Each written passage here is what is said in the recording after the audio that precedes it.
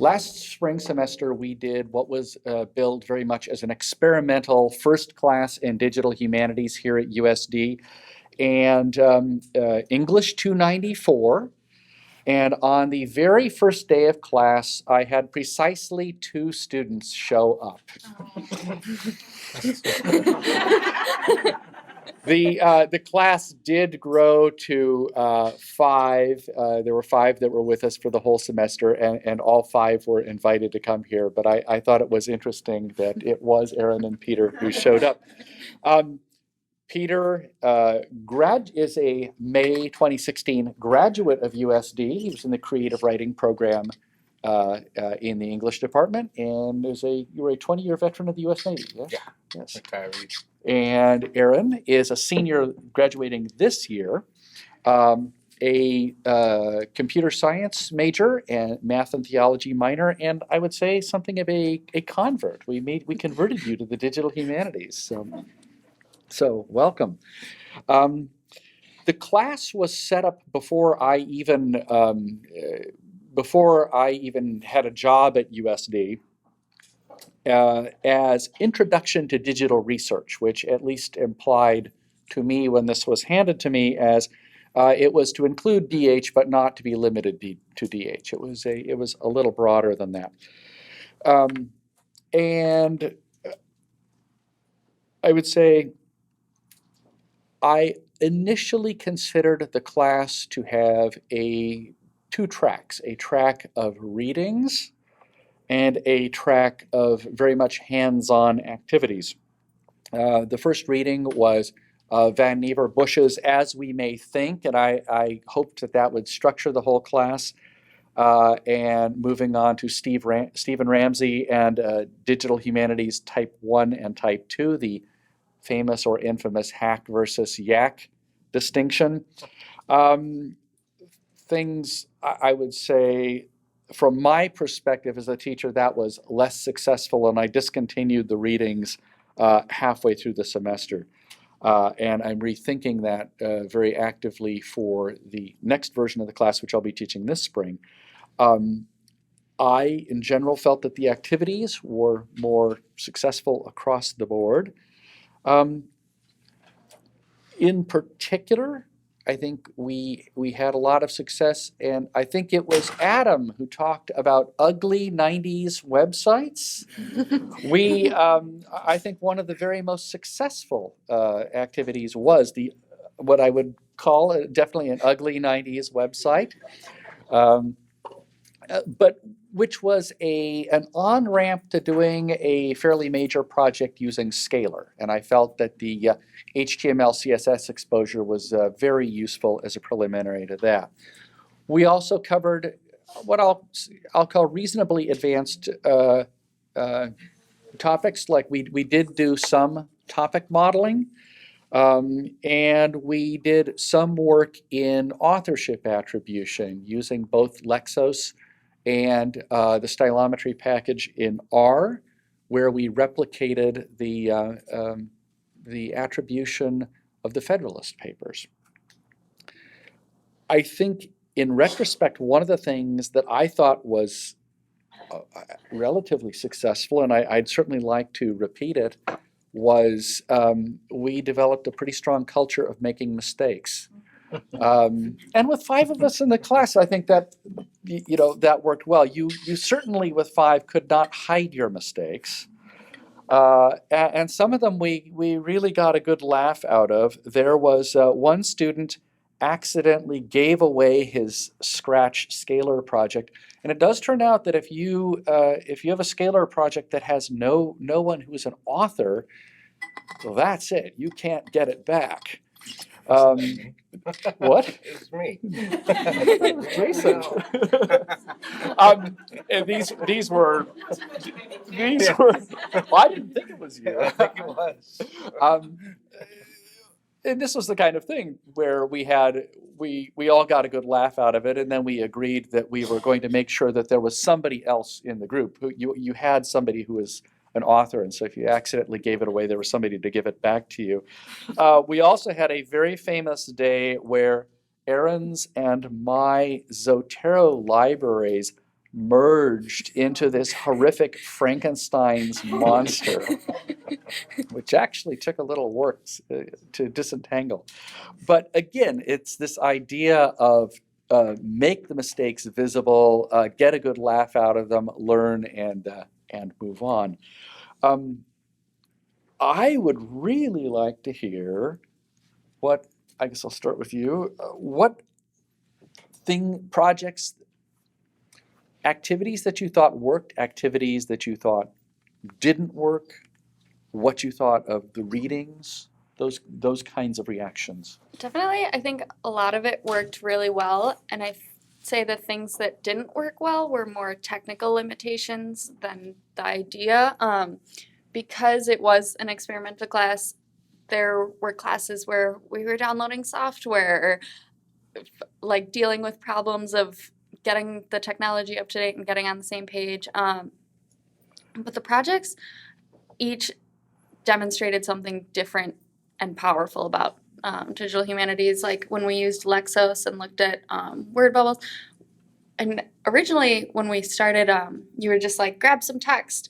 And we all kind of grabbed something different because the 5 students, there were 2 undeclared freshmen, me a computer science major, Peter a creative writing English major, and then Molly was either communications or political science. Yeah. So we had a broad spectrum of interests.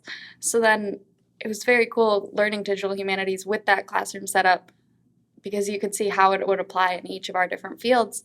And for me, it informed my computer science education because the program here is more technical and I had been focused on solving like mathematical problems, stuff like that. So then jumping into digital humanities, I was like, wow, I can use this for a lot more. And there are powerful tools that people have already written instead of getting done at the base. And I also think the authorship attribution project was really demonstrated how powerful this can be in understanding not only the present, but history and how we interact with it. The papers we were assigned to read were not hard to understand. It's just all the technical terms between, they've talked about the DH type 1s and 2s, and I think that confused our class the entire time. And I don't think we ever came to a solid definition on any of them. And that not for lack of Paul trying to, but then after the papers, it was more, like Erin said, working with each little program gave us just a little more knowledge about what we could do in our own fields, or for English, researching and just taking stuff and putting it into our papers. I already knew how to use Zotero, so it was but it was still a nice jumping off point to be able to pull in Zotero and probably, I guess, you use it to its maximum benefit. And then I don't think nothing really didn't work besides the papers, reading those. The readings yeah. were hard. It's just very elevated language that, you maybe need a dictionary for every other word or something. I'm a 2 or 3 syllable kind of guy. Besides that, it was we built off of each thing we did, built to another level, to the point where Scalar wasn't that hard to use. If we probably tried to use Scalar right away, it would have been a difficult thing to accomplish. But by the time we got to Scalar, it was we'd already done some HTML, and for me that was really awesome because I thought any type of computer programming whatsoever was out of my realm of understanding. And then I created my own web page, and that was and then I decided I'm a coder now. So I guess the follow-up question I have, and I need to give a little background here, is that this was a small pilot class, and it was very intentionally a first experimental round, but I am going to be teaching the successor of this class as English 494 here in the Digital Humanities Studio. that you've gotten to see today. And so some of the problems we had where we had to fight to install software on each student's laptop, each one being a little bit different. We do not have the equity issue where a student might be limited in their participation in a class by not having their own equipment. We now have all the equipment. And we're not going to be limited by the fight to install software on people's machines because I have the software load already installed here. With those things in mind, what advice do you have either for me as the teacher of the class or for the students who take the class? What would they?